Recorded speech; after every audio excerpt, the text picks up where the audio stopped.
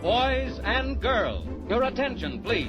Hello and welcome back inside the Park for May for podcast number 944. No, Todd, not now. This is Todd, a.k.a. Negative Camber. You know what we do on race weekends. We watch one, then we talk about it. Then we watch one, then we talk about it. Come on, Todd. That's exactly what we do. We're going to cover the Austrian Grand Prix tonight on this special podcast. For doing that, of course, I got to go find my co-host. Ripped from out of the wasteland. He's bad, he's beautiful, he's crazy. It's... Hello, everybody. This is Paul Charles, the International. Paul, you know, you are the International. You're not at your home. You're not at your office. You're in Canada. I am in Canada. And you're at the but airport. In an Air France, yeah, I'm in an Air France lounge, so that's truly international right there. Very. I'm in France, in Canada. Yeah. In an Air Something France like lounge in Canada. Yeah. You know, stealing their Wi-Fi. Yeah, we'll see how well the French Wi-Fi is. We'll find out. Let's hopefully the air. Let's see if it's better than their ability to stop stoppages and strikes. Yeah. I'm hoping that their Wi-Fi is better than Alpine's tire degradation. So Yeah. let's hope So you may see some people scooting around in the background there, not part of the show. Yeah, maybe they should be. Maybe we should make them fuzzy. I don't know. Right. Exactly. Well, somehow on your big journeys around, I think you must have been in Canada trying to really energize your massive harder racing fan base up there. And That's right. And I applaud that. The prequel to the Mosport race, right? Yes, exactly. That's what you're doing. That's what I'm doing. And hey, how did Ian do at the 24 Hours of Spa? They came third. Yeah. Podium. Ross Gunn came second. And Nice. Zach won in his class, which was the Bronze Cup or whatever. Yeah, so not bad. Some of the other guys, Mattia and Marco, their car went out early. They were the winners from last year. So some good, some bad. Yeah, But that's ultimately, good. more podiums than not podiums. So Right. That's always a good thing. Yeah. Well, good. Well, you happened to watch the Austrian Grand Prix from the Styrian Mountains. Yes. And we're going to talk about that. Before talking about the Grand Prix, let's do a little formation lap. What was everybody talking about going into this Grand Prix? Well, certainly Austria, Paul, is going to be on the calendar through 2046. So it's an incredibly long contract. 2046. Wow. Yeah, 2046. Yeah. Okay. That's a long contract there. That is. That's a lot of Red Bull commitment too, obviously, right? Yeah, big commitment on Red Bull's part. Yeah. But it is a great circuit. The track itself, we talk about this every year. We've been podcasting, and we talk about the track itself and how deceivingly difficult it is. Yeah. You know, it's the least amount of corners on any track on the calendar. There's only 10 of them. A Formula One car only really would acknowledge that 7 of them are actual turns. Right. And out of the 7, you've got a combination of high speed, medium, and slow speed. So there's always that tendency to, do you trim it out for the two long straights? Do you, add downforce for the twisty bits, the medium speed? It's got to be a real head scratcher as far as compromise and how you set those cars up. Yeah. Not to mention, as you've talked about in the past, getting that flow and that cadence there, because with such a short track and any mistake is, basically exacerbated for the rest of the lap, and it starts to compound itself easily, right? Yeah. I mean, when I was talking about those last series of turns, it's kind of like you got your pencil and you got your string and you're swinging something heavy on it and you're just waiting for it to break, and that's ultimately what you're doing when you're going piling through those 2 turns.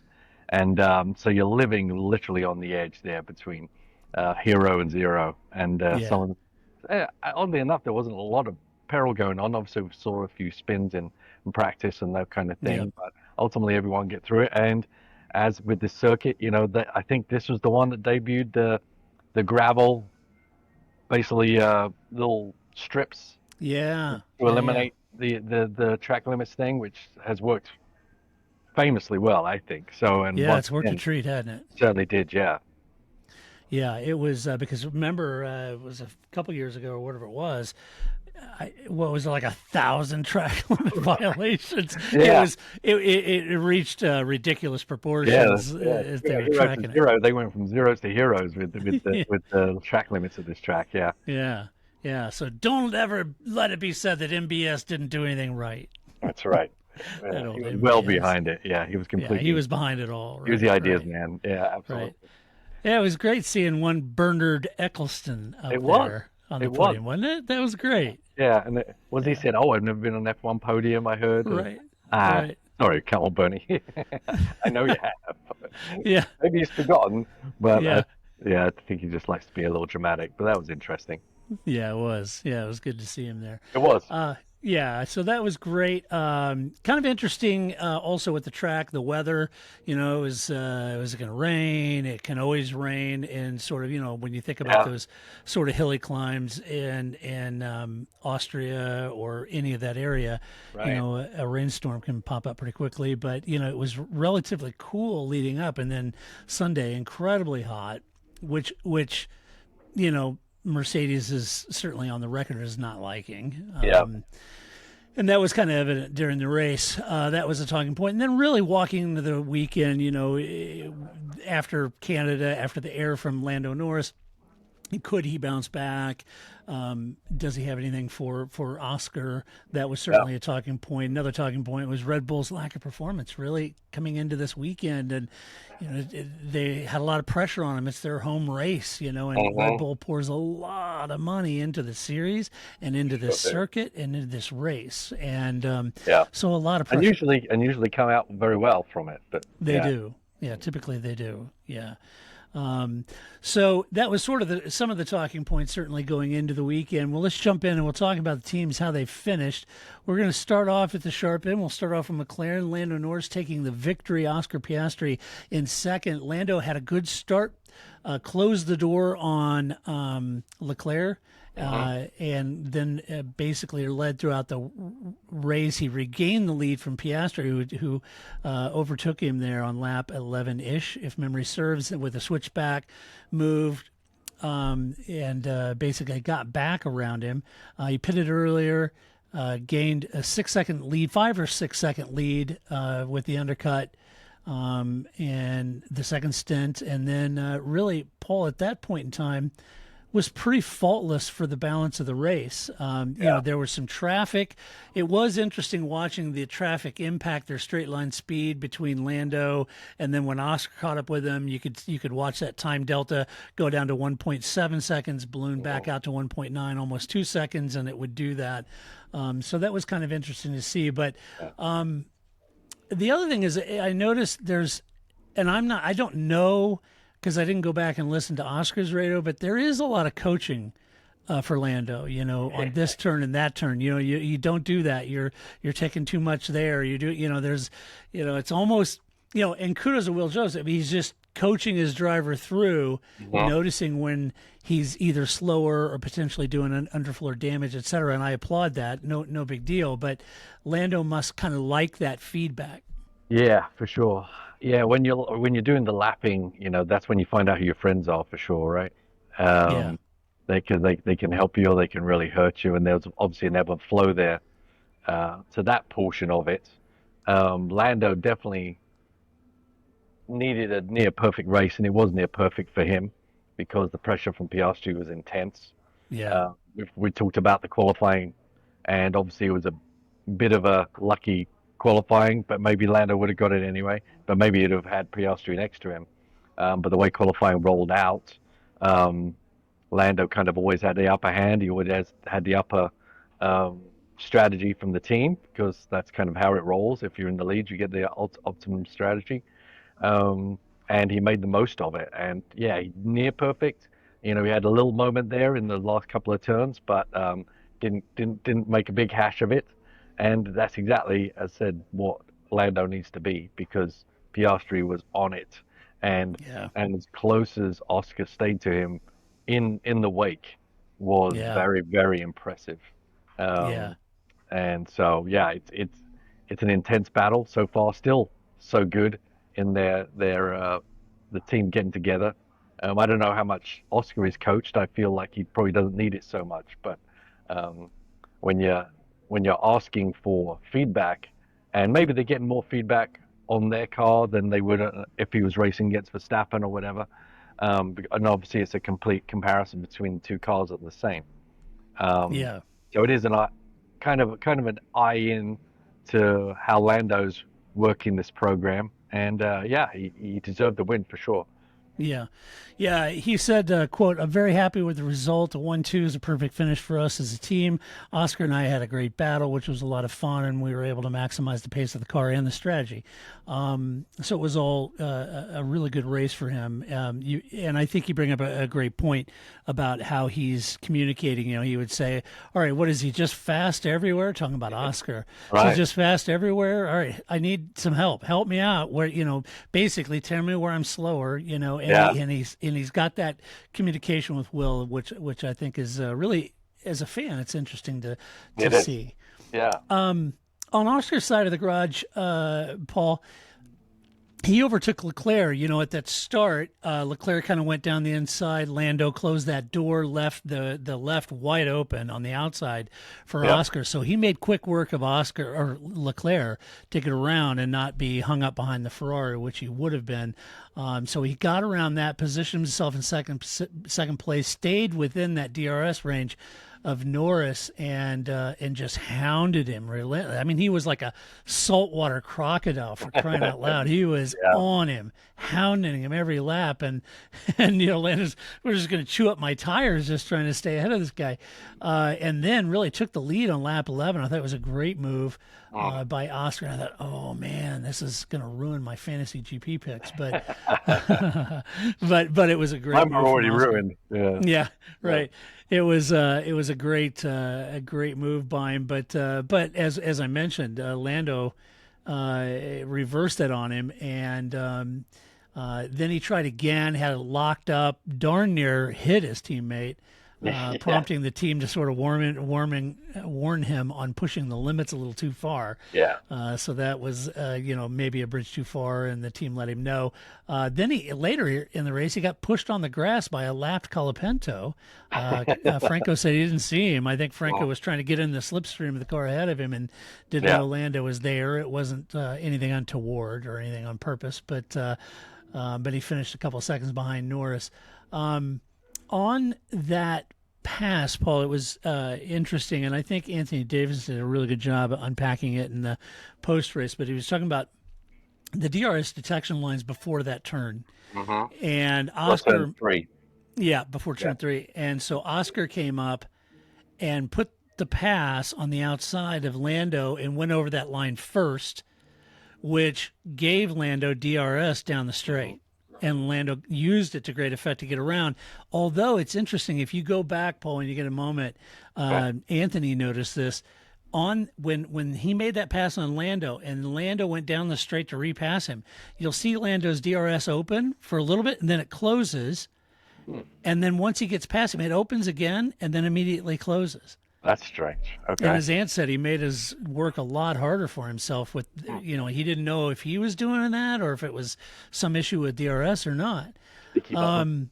Yeah, he may have been sticky button. But to that point, then later, as Anthony pointed out in his video review, which is great, you notice that Oscar was going to try to put the pass on, had DRS open, but turned it off before he got to that line. So, Oscar's smart. He realized that line was going to give him the DRS down the other straight. And we've seen other drivers do this. This isn't anything they don't know. But it makes you wonder, though. It's easy to forget, Yeah, it is. It would be easy to forget. And it makes you wonder, had he not passed him at that point, but that was kind of his best opportunity. Yeah, it was. I'm sure he's going to be kicking himself for sure. It's like the first time he got the chance, he just went all the way deep. He figured it out the second time around. Yeah. And I understand it. They do know that.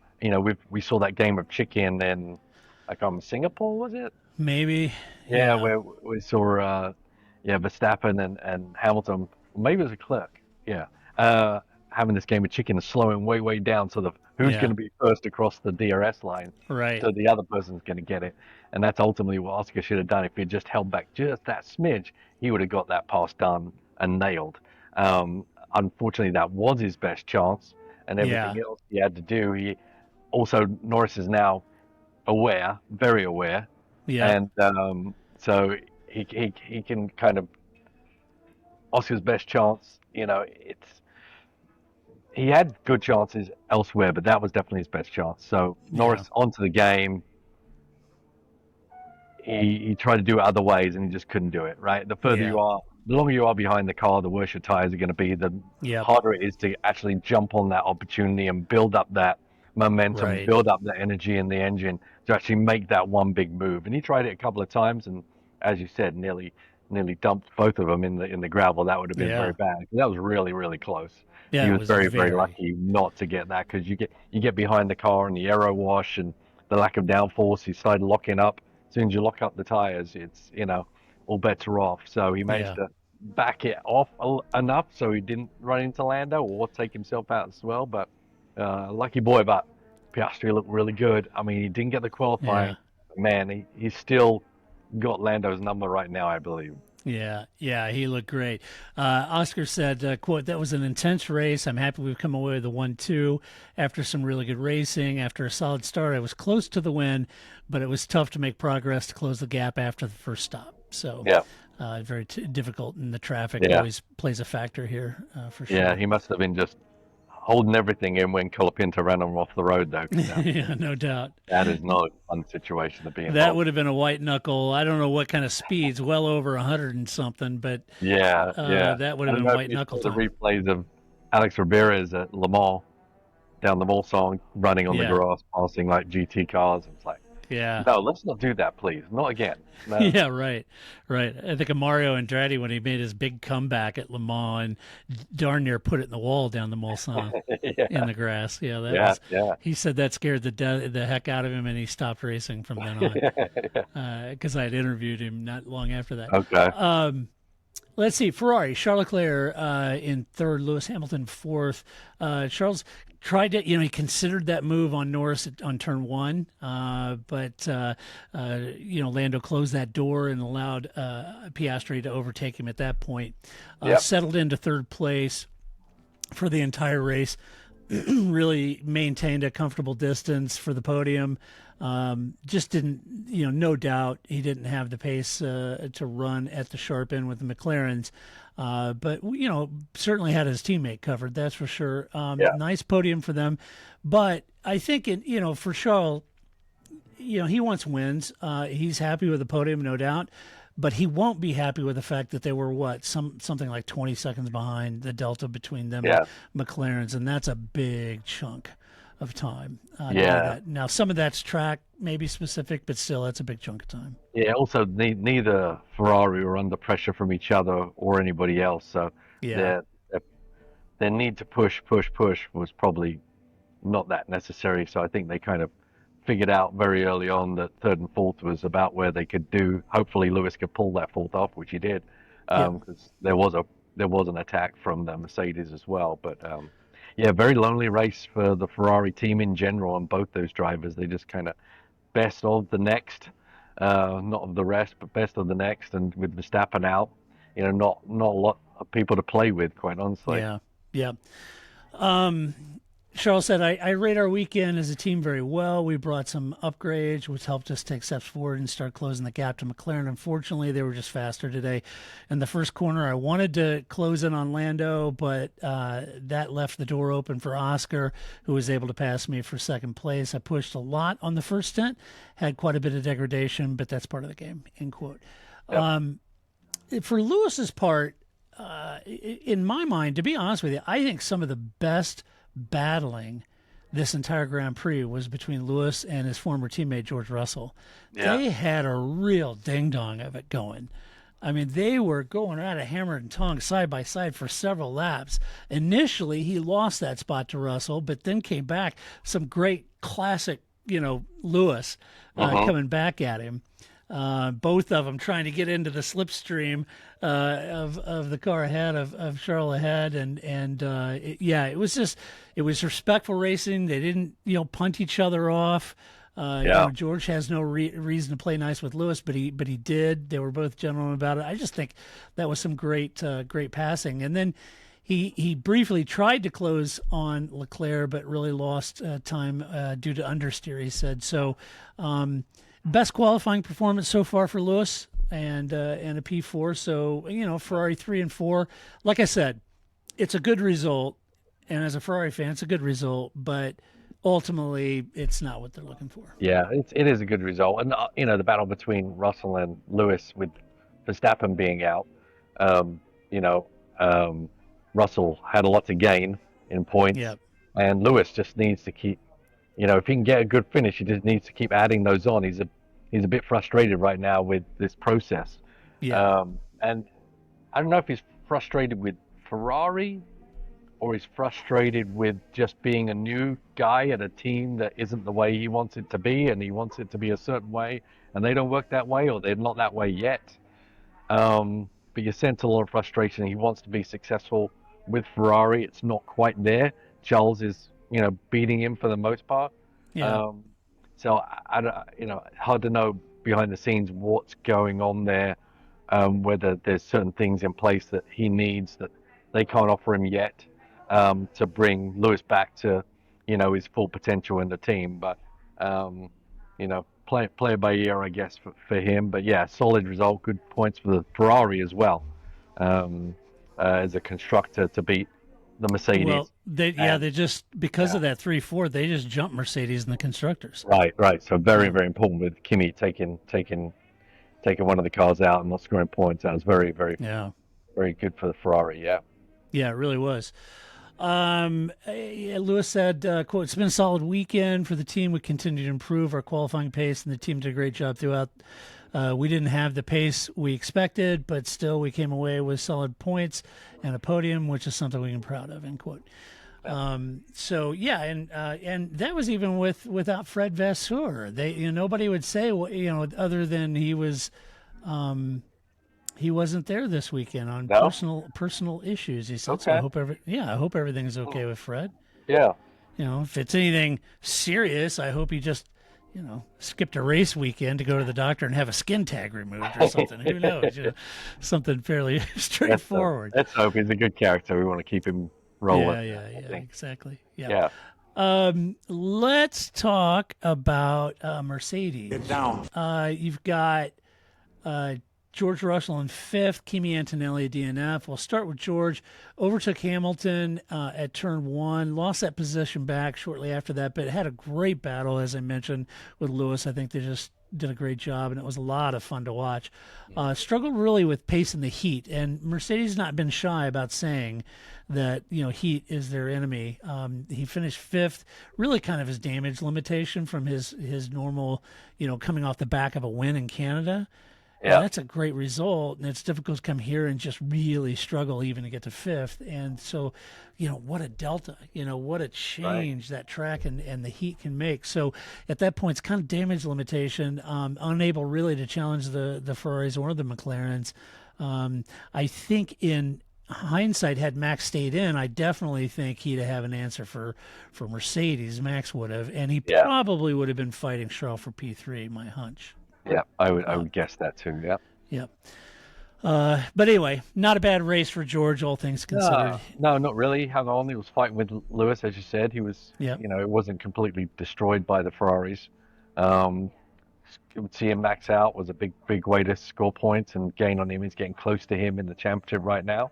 And George has won a race, so there's no reason why he can't end up beating Verstappen in the Drivers' Championship in the end.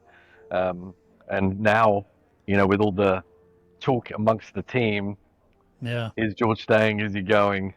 Where would he go? He's once again, every race is an interview for another team to think of what he does, or just make the best of the situation. So Yeah. hard to say, but George's doing a very, very solid job. He is. He said, quote, "The Austrian Grand Prix weekend just confirmed where our strengths and weaknesses are with the W16. When it's too hot, we tend to underperform, and we really struggle to keep up with the leader's pace. Yeah. P5 was therefore the maximum we could have done today," end quote. It'll be tough, though, because they've got a lot of hot races coming up, so they better figure it out. Yeah, they really do. Yeah, it's a really good point. And speaking of the whole rumors and Max or Mercedes and stuff like that, we often talk about the drivers, Paul, and when we've talked about Bortoletto, we've talked about Liam, we've talked about Yuki, we've talked about Ollie Behrman, Kimi Antonelli. You talk about these drivers and these teams. We talked about with Perez, not just rookies. We talked about Perez or pick a driver, but ultimately it's what you deliver on track, and you've got to do and deliver and do those things, and then you're in good position to keep your seat and all that. Yeah. Except here, George is doing everything. If you would have told George, what do you need to do this year to really stay at Mercedes, stay in the lead drive, really get Mercedes behind you 100%, be their future driver, what do you need to do? This is what you would have scripted for him to do this year, exactly what he's done. Yeah. And yet here we are talking about, I don't know about George. That's harsh. I know. It's always been the same, though. Yeah, you talked about it many times, about that he just doesn't get the love, and Kimi obviously gets the love. Yeah. But it's also hard for a team of such as Mercedes to not look at a guy that's won 4 world championships. Yeah. How do you not? How do you not? How do you not? If Max wants to go there, how do you say no? Yeah. I don't think you can. So George's only issue is he's not Max Verstappen. Right. Anyone else? Right. I don't think he's under threat. But if Max is on the hunt for something else, then everyone's under threat.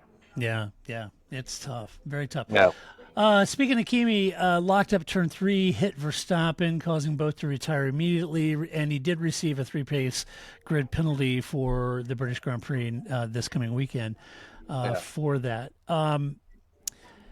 Now, there's a lot of noise and stuff on social media about this. Here's the way I feel about it. His mistake, his error, no doubt about it. Max, I think, incredibly generous about it.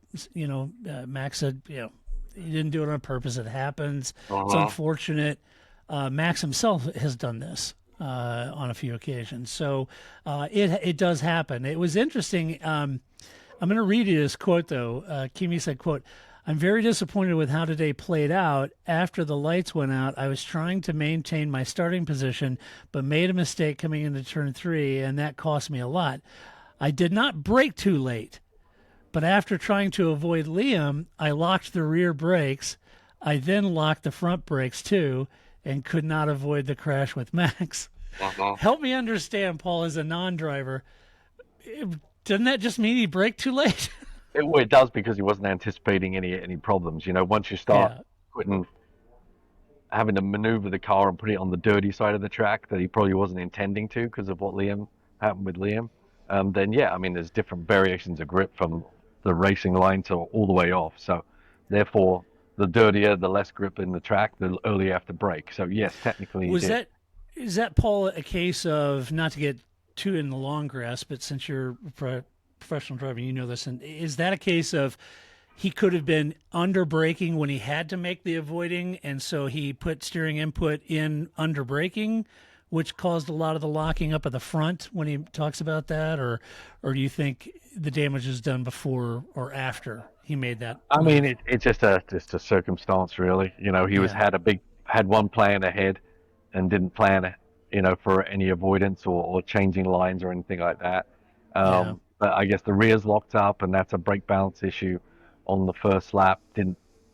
But then he locked up the fronts, which is interesting. But the one thing annoyed me is that when you lock up the fronts, it's a tire that's sliding, has no steering ability. He didn't try and unlock the fronts, and he just plowed into Max. I know things happen quickly, but if you're a Formula One driver, everything happens quickly. You should be in that mode that he locked him up long enough. If he had just released the brake, the car would have changed direction. Would have bit. It would have just got that little bit of steering angle because he had the steering in, but the tire's sliding forwards. The car he's on hockey pucks at that point. Yeah. If he just released the brake pressure, he would have veered to the right. It still may not have ended up brilliant for him, but it wouldn't have obviously steamrolled into a bunch of cars. He was lucky he only hit Max, quite honestly. Yeah. It wasn't like, Roman Grosjean. I remember him screaming into the corner and taking out everybody. It wasn't one of those moments. It wasn't. Similar thing happened, but without all of the carnage. Unfortunately, took Max out though, and Max, very gracious about it. So then that's good. Yeah. It's just it's a mistake. Live and learn. It is a mistake. Just take the pressure off. Come on, it's racing school 101 kind of thing. Yeah. He'll get there. He's a kid. He's an incredible talent. He'll get there. No doubt. Let's see. Great news here. Racing Bull Liam Lawson P6, Isaac Hadjar P12. We'll start with Liam because Isaac's really kind of had the measure of Liam all year since he got back at Racing Bulls. But Liam really needed that sort of redemptive weekend, and he really got it. Paul had a good qualifying, really good qualifying. The car had the pace here. He avoided that collision with Antonelli. I don't know how he didn't get hoovered up in that. Yeah. That was really good. He had sustained a little bit of minor damage, but he stayed out. He persisted. And then really he executed a real successful one-stop strategy, fending off Alonso, who was tussling with Gabriel behind him. And because they were going at it hammer and tongs, I think that gave Liam a little bit of breathing room. Liam said that after the race, he talked to Alonso. He said, I don't know, I just feel like Alonso was on my tail the entire race. And those two have a history, right? They do have a history. That's why I was waiting for that, because as little time as Liam's been in there, he's spent half his Grand Prix career fighting Alonso. I know, and he said he spoke to Alonso after the race because he thought Alonso was a lot faster than he was, basically clenching his teeth and thanking Alonso for getting in the tussle with Gabriel because that gave him the space he needed. But Alonso said, no, I thought you were faster than me the whole race. So may not have been. But anyway, enough waffling. A great P6 for Liam, for a guy, I would argue, that really needed that P6. He was the highest placed Red Bull in the entire race. Wow. Yeah, that's a statement.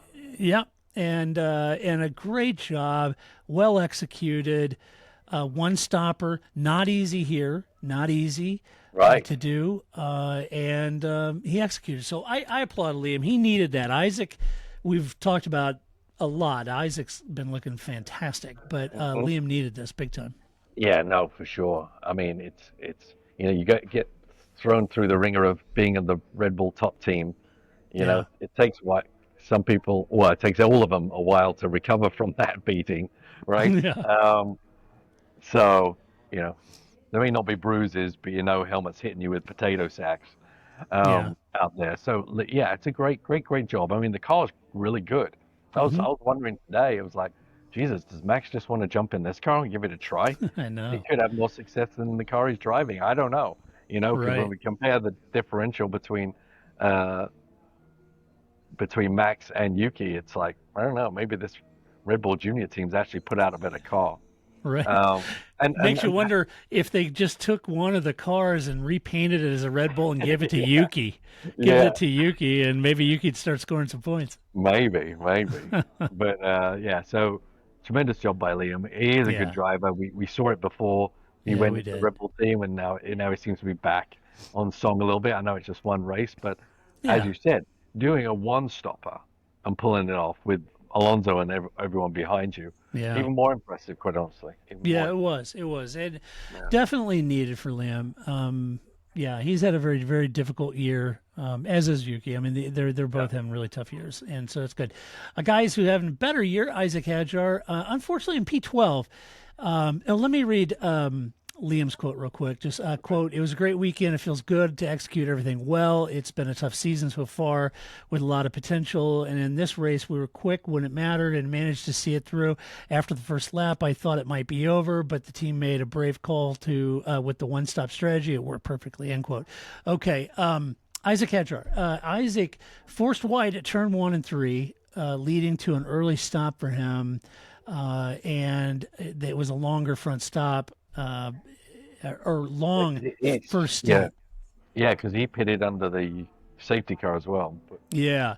So it was a long first stint on the hard tires, pace dropping off due to floor damage that he had, really cost him potential points. I'll read you his quote, Paul, and then you can comment. He said, quote, "It's a frustrating day. We did a very good race. We were comfortably in the points until 15 laps before the end of the race. We made the strategy work very well, and race pace-wise, we were good. I was feeling fast. Unfortunately, though, we picked up some floor damage in turn 1, and from there, I was losing more than 1 second per lap, so it was definitely a tough end for us," end quote. So, not one of those races you can point and say, "Oh boy, Isaac, he did horrible." I don't think he did horrible. I think he did fine. I just think he was hobbled out there. Yeah, but how did he get the damage in turn 1? Yeah. Probably self-inflicted, I would imagine, right? So, yeah, could be. I don't always feel sorry for people in that. And you went off, you hit something good. Don't go off. But sometimes you forget he's a rookie. But yeah. Yeah, no, he's had a great season. This obviously he didn't qualify well. That put him on the back foot. Yeah. And, the strategy may have worked, obviously, without the damage. Yeah. Because the car is good. A fast car around the Red Bull ring can make some gains, honestly, especially if it can keep the tires underneath it. Yeah, for sure. Let's see. Aston Martin, Fernando Alonso, P17, Lance Stroll, P14. Fernando ran in the points all day, executed a successful one-stopper just like Liam did, medium to hards, finishing P7. He also fended off his own driver. He manages Gabriel Bortoleto, and Bortoleto is putting a lot of pressure on him on fresh tires, and Alonso basically took his young protege to school this afternoon and showed him how it's done. Alonso is he's amazing. Briefly lost the position, regained it during lapping by when they were getting lapped by the leaders, and used that to his advantage to hold off Bortoleto. So I think Bortoleto learned some real lessons, like most anyone who's followed Alonso at some point in their career will have learned a lot. Yeah, no, and he is his manager, and he did school him, and probably for two good reasons. One, it's going to give Alonso a better space, and he doesn't care who he's racing again or how big a friend you are. He wants to beat everybody. Right. But also helps Bortoleto understand a few things and learn something. Bortoleto did a great job in being able to fight up at that part of the, that closer to the sharp end, and I know, and Alonso being hold him off with fresher tires on Bortoleto's car. That was tough. That was tough, and he needed everything he has, and he has a lot. So he does. He's got a lot of tricks in those bags. Fernando said, quote, "After starting P11, I'm really happy to finish P7 today in Austria. Our one-stop strategy worked really well. I was unsure about it this morning because of the heat, but it paid off, and the team made the right decision," end quote. His teammate Lance Stroll forced wide by Tsunoda early in the race, struggled with tire degradation, never really recovered a challenge for any of the points. Lance said, quote, "We knew coming here it was always going to be a difficult weekend," which is interesting because your teammate finished P7. He said, "We showed some early signs of decent pace in the free practice, but couldn't keep the positive momentum with the hotter temperatures over the rest of the weekend," end quote. It is what it is with Lance. I guess, as I wrote in the race report on our website, I'm not quite sure I understand the logic on this one, because Lawrence, who's investing a lot of money in this, knows what it means to get the best of the best. Yeah. He's got Fernando. He went out and hired Adrian Newey. He's got some really high-powered, wickedly intelligent people on that team. Yeah. Why they're okay with bleeding points like they're doing in that second car, I'm just not sure. And sometimes I try to read Lance's body language, and he just looks like he's under a tremendous amount of pressure, that he doesn't want to necessarily be there, or he's not happy about being. I don't know that I understand. Yeah, I mean, obviously it's a different position than we've seen in Formula One, not maybe ever, Yeah. but for the most part, Yeah. especially at this level in Formula One now, it's not Yeah. like the 70s and people are just throwing cars out there. Right. It's serious business, and it's a locked shop, and you can't just put a third car out there for Lawrence or anything like that. It's literally holding up a seat at a team that needs to be successful, very much so, with all the investment they've had, right? Yeah, for sure. So yeah, body language, facial expressions, tails from behind. With him throwing a fit or something, it doesn't seem like he's as into it as he was, and No. you can't really give that up when you're dealing with the people you're racing against. And I know. it can be the difference between 5 spots in the race every time. Yeah. I think if everything goes right for Lance, he'd probably have a good race here or there, but is his heart in it enough to, go with the momentum this team is trying to surge with, Yeah, it's clear what his dad's trying to do with the team. Yeah. I just don't know where he fits in. And I was texting you and Grace, and I said he just looks like a kid whose dad is forcing him to play flag football, and he doesn't want to. It's just, I don't know. Yeah. Anyway, all right. I won't pick on Lance. In much, much better news, Sauber, Gabriel Bortoleto, P8, Nico Hulkenberg, P9, a dual points finish for the team. Gabriel started well, avoided all the trouble, chased Alonso and Lawson down, had fresh tires, just got a little schooled by Fernando there, couldn't get around him, ran out of time to the overtake, finish in P8 after really being caught in the traffic and lapped by the McLarens, and then all of that confusion, and got hung out, and Alonso used it to his benefit. But And Gabriel said, quote, "The battle with Fernando at the end was a fun one. He didn't make it easy," end quote. Yeah, no, nor should he. Yeah. No, it was good. Now, has Bortoleto been confirmed for next year? I don't know if he has. I think, Hulkenberg is. Yeah. But I don't know that Bortoleto is. I think Boy, maybe, he's making I a want good to say play it was a for it. 1-year deal. Yeah, that's what I thought it was, but he's making a good play for it, isn't he? I mean, he's been building up a strength and finishing and qualifying and finally finishing the points he well deserves. Yes. Being in the fight the whole weekend. I mean, not being given anything. He earned it. And beating Hulkenberg is no easy task. That guy nearly knows as much as Fernando Alonso about Absolutely. good races. So top job by the team too. It's not the drivers can't do it alone, and so this gives you enthusiasm to what Audi are ultimately going to bring when they actually put their name on the side of a car. It is something we speculated on and doubted, quite honestly, for a while. Like, what are Audi doing? How much can they just hang back and let this team that they flounder? It's going to be a works team. They've got to start building up to success, even if they don't have their engine in the back of it yet. And it seems like they're doing that right now. I totally agree with you, Paul. I wrote in the race report at the website, I said, are we seeing Sauber finally get some of that infusion of Audi and the Audi engineering and the Audi know-how? And I would also, I don't want to skip anybody at the team. I think all the men and women at the team are great. They've been in it a long time. But I also think with Mattia Binotto and Jonathan Wheatley in there now, you're starting to get the systems and the processes and those kind of things that Jonathan Wheatley knows is successful. Are we starting to see a lot of that start to manifest? It's almost a little bit, it reminds me, bear with me here, I don't want to make a mountain out of a molehill, but it reminds me a little bit of James Vowell's first year at Williams. There's a spark we're starting to see at this team, and they're starting to do better. It's really good. It's not like who's, they're always going to finish last now. Every team's kind of having a go at struggling, right? It's not just always the Sauber that's kind of propping up the bottom, which is great. It is great. Yep. Yeah, and Nico started last, climbed through the field with an aggressive soft, medium strategy, kept out of trouble, secured P9 for the team's first double points finish of the season, first points of the season for Gabriel Bortoleto. Nico said, quote, "It's a great feeling to be in the points for the third time in a row.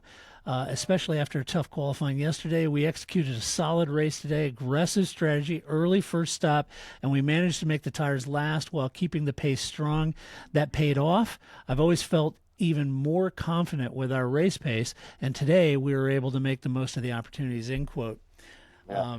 And I agree with him. You know, absolutely. And they did it two different ways completely on that team. And we've seen this Sauber team run some great strategies, and they definitely run two completely different ones, and it worked great for them. And so and those guys work together too, right, on the track. And this isn't the first time we've noticed this. You and I were talking about this 2 or 3 races ago when they brought their upgrades. We're starting to see some things percolating over there, and you could see it in qualifying a little better. Race pace even looked a little better, getting close to the points, and Nico, third 3 times in the points, and you can see this, coming. And then Bortoleto here into the points. Jonathan Wheatley, I wrote his quote down. I thought it was interesting. He said, quote, Gabriel was on medium, hard strategy and showed strong pace, but unfortunately got caught in traffic and lapped by the McLarens near the end. With Nico, we took a bold approach on a soft, medium strategy, and his smart, measured drive delivered our first double points finish of 2025. So, as you just mentioned, I wanted to read that because you just mentioned it was 2 markedly different strategies that were both effective. Yep. Yeah. Let's see. Haas, Esteban Ocon in 10th, Ollie Behrman down in 11th. Oh, it's such a good race, Paul. Ollie Behrman. Oh, man. Yeah. I can't. And I hate to be this guy. I'm sure that Harry, the stand-in for Crofty, is a top man. I'm sure he's a great guy. I heard him for the first time this week because I was watching on my Canadian hotel. Yeah. I just can't. The long dragging out the sentences and the commentary about the most mundane white noise. And then when he sends it over to Bernie or Karun or Anthony, it's boom, made the point, done. And then with him, it's like, long and drawn out. He went to like the Will Buxton School of Color. Yeah. Stop. Yeah. Anyway, I'm sure he's a great guy, and I'm sure I would. His mom loves him. Well, I'm sure I would love him too if I knew him. Let's see. Esteban Ocon started on mediums, gained positions early, strong race pace, secured P10, though an early first stop, and it may have cost him a one-stop opportunity. I don't know. I didn't hear any radio traffic from Haas. I don't know if they were toying with a one-stop or not. Yeah. But anyway, he nipped into the points there. I don't know. I think it leading up to the race, the pre-race and those sort of things, I think Sky was certainly kind of bigging up Haas's chance here. And maybe that was just on the back of that whole video feature package that they did with Haas in Canada. And so they're kind of bigging up the entire package, which is fine. I totally understand that. But I don't know that I saw that kind of pace this weekend here for this car. So this 10th, 11th doesn't really surprise me. It wasn't sensational for sure. They still got a point though, so that's good. Yeah, they were in amongst it. But yeah, it wasn't their cup of tea, I suppose. But I think I didn't know which one of them was actually going to have the right strategy to beat each other. Ended up Ocon just looked a little stronger for sure. Yeah. And then you had Ollie in P11. I'd say he had do we want to go to a photo of Ollie Behrman's dad again? That'd be great. That'd be good. It looks like this. On his phone, watching, timing, and scoring. I have no idea why his dad is always on TV, but he is. Yeah. They should put him in the booth with Harry. Yeah, I mean, I got it when he was driving the Ferrari. I understood that. It's like first Formula One race. Ferrari. It's like, okay. Well, I haven't seen that much dad cam since Jenson Button and Lewis Hamilton. There you go. Yeah, his dad doesn't even wear a pink shirt. I know. Come on, man. Come on. His dad didn't wreck a Porsche into a playground. Come on. Started on softs, made early gains, struggled in the second stint, hard tires, dropped back due to a lack of pace. Ultimately, finished just outside. He said, quote, "It was a good race overall. We made good progress. On the first stint on softs, I had a good opening stint, but it left us with a lot to do on the next two sets of tires. We really struggled in the middle stint, and that's where my race came undone. The final run was a bit better, but I had to go quiet early onto the medium, so it was another long stint." And there we have it. And there you have it. That's pretty much his race in a nutshell. Yeah. I'll guarantee you, if you'd asked his dad, that's exactly what his dad would have said. Yeah, I think I saw his dad leave early. Yeah, right. With Bernie. Oh, I gotta go. Yeah, gotta go. Alpine, Pierre Gasly, 13, Franco Colapinto, 15th. Now, here is a team. I was just bloviating about how, everybody was bigging up Haas at this weekend, and I didn't know that I was seeing the pace. Now, this is what does shock me, Alpine, because I thought Alpine had more pace here, and certainly in the hands of Pierre. Yeah. Good, qualifying. I thought, and he had a great start, very strong start on those soft tires, got up to P6, and I thought, the Alpine, maybe it's trimmed out, it's fast, Pierre's on it, maybe they can do this. Yeah, he's on softs. I thought they'd box him a little early, but he lost a couple, 2-3 places, leaving him out on those softs. Right. And he didn't have much of a chance there. He struggled with grip after that. He said that he's almost flying off the track on every corner. And then he dropped back, then he got the second stop into traffic, couldn't recover the points. It's very tough. He said, Paul, quote, "A very disappointing afternoon in the end for the team. We have a lot to understand and analyze, as I just felt a lack of grip all race and really struggled across all stints. I'm not sure why, maybe some damage to the car, maybe not. But we need to review this one in detail, as it was a long afternoon and frustrating outcome." So, yeah, it's tough to watch him qualify so well, start off pretty well, but boy, it just unraveled. Yeah, I feel like they didn't recognize that things had changed with the Sunday, and it seemed like we're going to stick with our strategy that we came up with Saturday night, but I think the heat changed everything for them, and they weren't able to pivot and figure out a different way to go for him, and they kind of stuck with their plan, which obviously didn't work. So that was why Gasly's state was kept out longer than he needed to be, and the car just wasn't working in anything. I just think they didn't foresee the condition change and weren't able to adapt it. Probably they did a worse job than anybody at that. Yeah, that's a good point. Franco Colapinto spun by Tsunoda at turn 4, costing time, potentially causing a little damage to his car.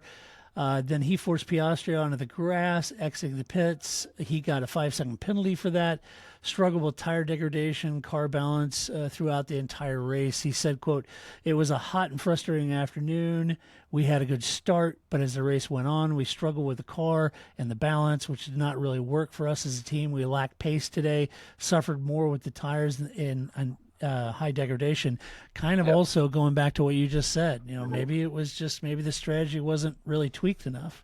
Yeah, I don't think so. Yeah, Colapinto had a bit of a nasty race for sure. Yeah, some bit self-inflicted and some bit not. The clash with Yuki was not his fault at all. He was giving him enough room. The team let him down by not telling them that, the leaders are actually coming upon them. Yep. And it's one thing to say, well, I didn't see him. Well, the team should be warning you way, way ahead of that time.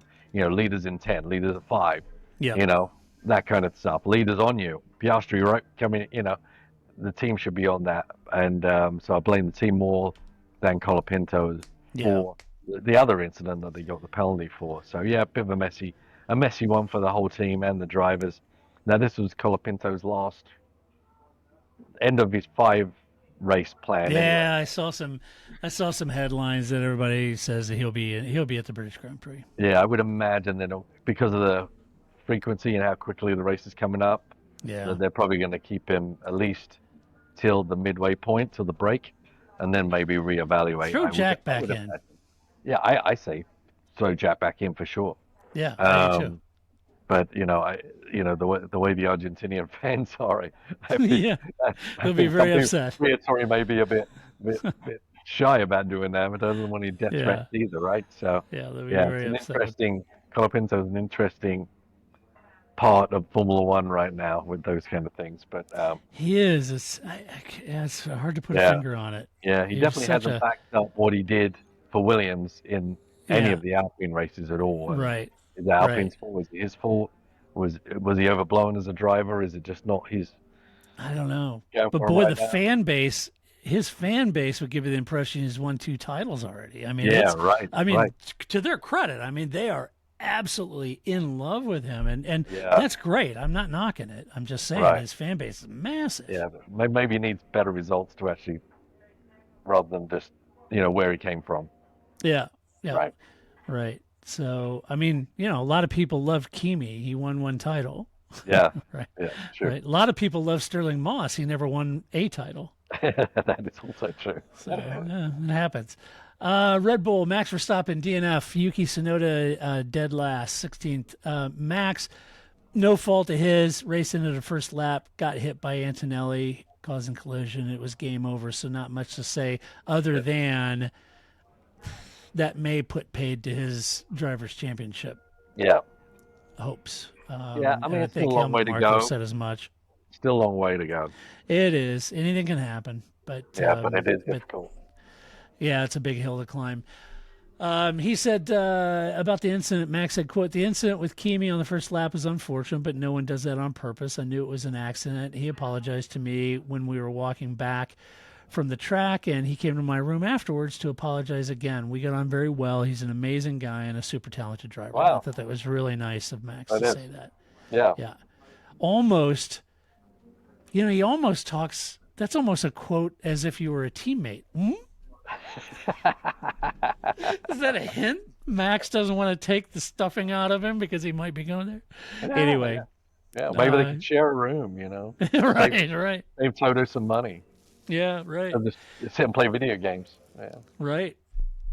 Let's see. Yuki collided with Stroll early in the race, deemed a racing incident by the stewards, received a 10-second penalty for causing a collision with Colapinto, spinning him and requiring a front wing change, dropped to the back after the long stop, with P10 being a missed opportunity for him because he was running up in the points at one point in time.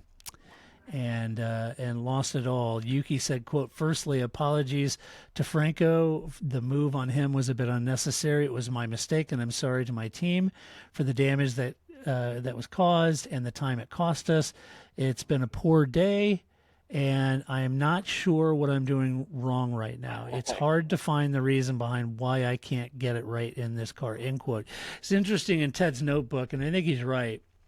So Ted was a little bit of a rant during the race, and then in his notebook, and I don't mean that as a pejorative. I mean, he was just really, animated about it. And I think he's right. I think he said, look, you had Liam, couldn't do it. You got Yuki. He's not getting it done. He can't drive it. You had Sergio Perez. He can't drive it. Yeah. He said, it's the car. Uh-huh. And there's only one human who's capable of driving it, and even he's struggling with it right now. Right. You know? It's the car. And I get to thinking about that, and it's nothing that you and I haven't talked about. We've talked about that. Yeah. It doesn't matter that Yuki's in there. You could say, well, Yuki isn't doing squat. Get him out of there and put Liam in. Well, Liam's going to be right back in the same situation. Liam doesn't want to go back. And then they were saying, well, Isaac's doing great. Put Isaac in. Isaac's like, I don't want to really be in that car. Nobody wants to go in that seat, and now it's almost to the point that Max doesn't want to be in that seat. He's talking to Mercedes, if you listen to rumors. Yeah. So it's really, really a difficult situation. And I got to think about this afternoon, and I'm thinking it hasn't really been since Daniel Ricciardo left that team has had a solid 1-2 driver combination, delivering points every race. Yep, it is That's so true. a long time. Yeah, and I think it's just barrel rolling for Yuki, as it has done some of the other drivers. They get in a situation, they're not competing, they're falling further back usually the longer the season goes on, and then they get desperate and they make bad maneuvers, which Yuki definitely did. It was a messy race for him. He had no pace and he was getting stuff. I mean, I don't know. I don't know how to fix it, but it definitely wasn't an upgrade. It didn't change anything on Red Bull's side, switching drivers. We, as you say, we've talked about, they have to fix how they run their second car. It's a weakness in their team, and they don't deserve a constructors championship if they can't put out two good cars with two good drivers. They just don't deserve it. Yep. Yeah, leaning on the Verstappen skill level way too much. I agree. Because when he's not in the race, you're nowhere. Yeah, I mean, it used to be, oh, well, anyone can win in a Newey car, right? Yes. When Newey was designing the Red Bull, that's like, only Verstappen can win in a Red Bull nowadays. Yeah, right. Yeah.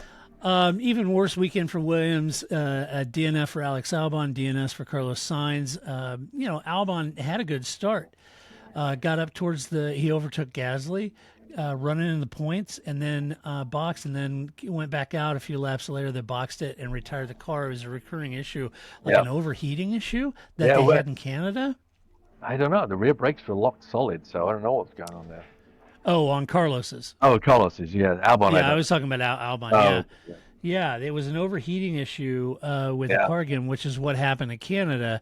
So I don't know what they're doing with the airflow or the design. I'm not quite sure, but that's twice now. Same issue for Albon. Carlos, you're right. Failed to even start. The brakes just seemed to be locked on, like the calipers are just locked.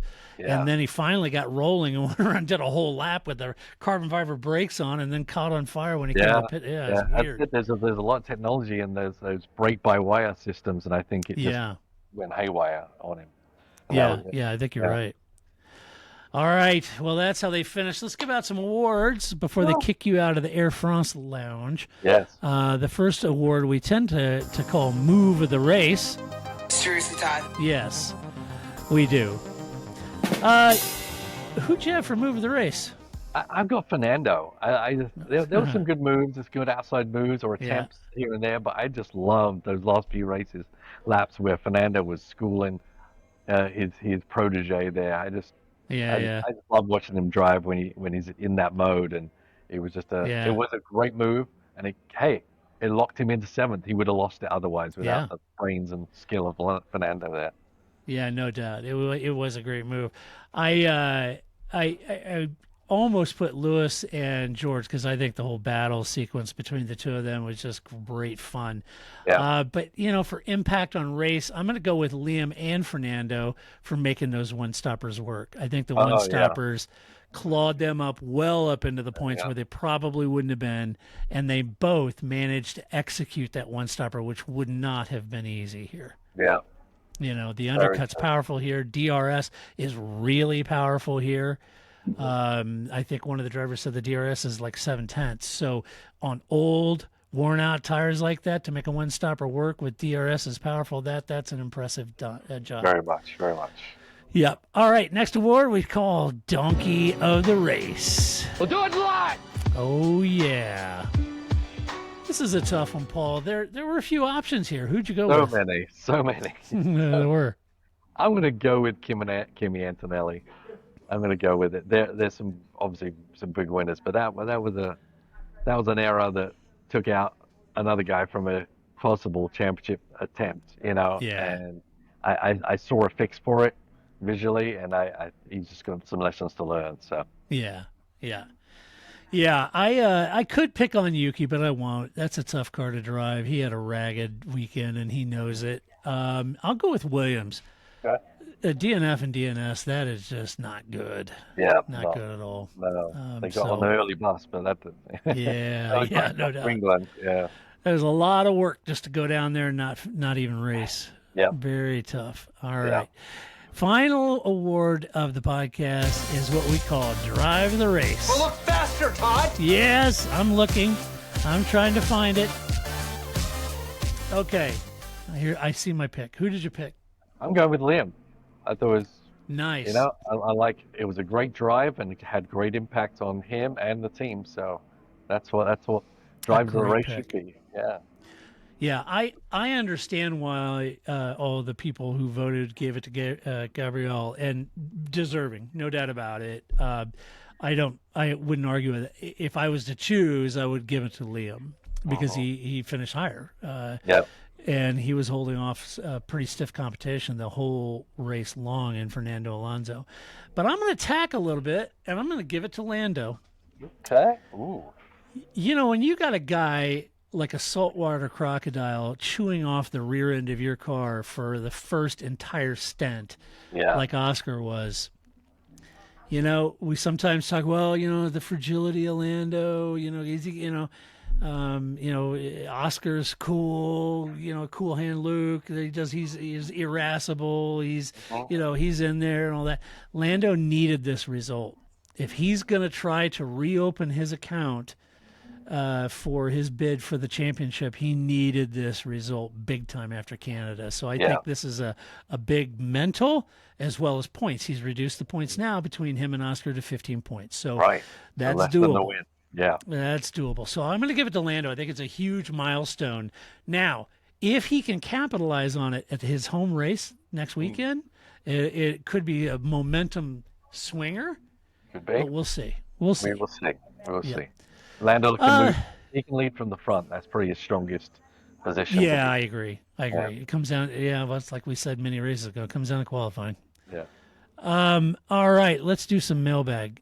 You've got mail. Paul, Ian asked this. He says, "I'm sure you all cover this in detail in this off season, but or after the season. But with an 11th team entering the grid next year under this cost cap era and the new car formula, what kind of advantages or hurdles will Cadillac face over buying a team like Audi?